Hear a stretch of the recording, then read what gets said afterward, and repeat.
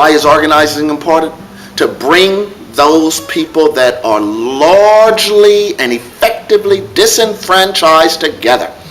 Organized people and organized money, so that they can have an influence and a voice in the shape of the community, and not leave it to the business table or to the business or political table.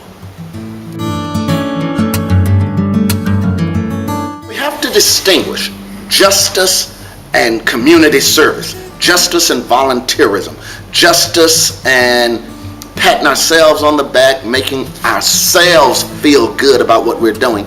And that's often what charity does. Charity, community service, volunteerism. But this system wants us to do community service, wants us to volunteer, wants us to do charity, because it doesn't change anything.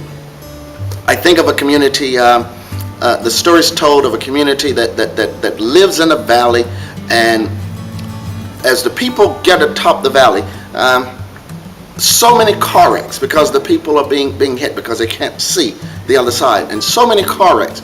So this church community or this community service group gets together and decide to raise money for an ambulance. And they do that, and the ambulance, as people come up over the hill and get hit, the ambulance takes them to the hospital. The hospital's overcrowded because of all the wrecks. So now the people raise money, do community service, volunteering, to buy more ambulances, to pay ambulance drivers, to expand the hospital, to make the emergency room larger. Why not, rather than doing all that charity, community service, patting themselves on the back to feel good, do the hard work, the research, and the hard work of lobbying the powers that be, saying we need a street light here. We need something to stop the accidents from happening in the first place, not to provide care for folk after they happen.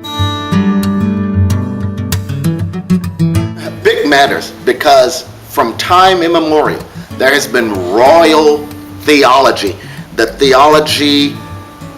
the religion of the pharaohs, of the kings, of the Pharisees, of the elites that has existed, prevailed throughout all society.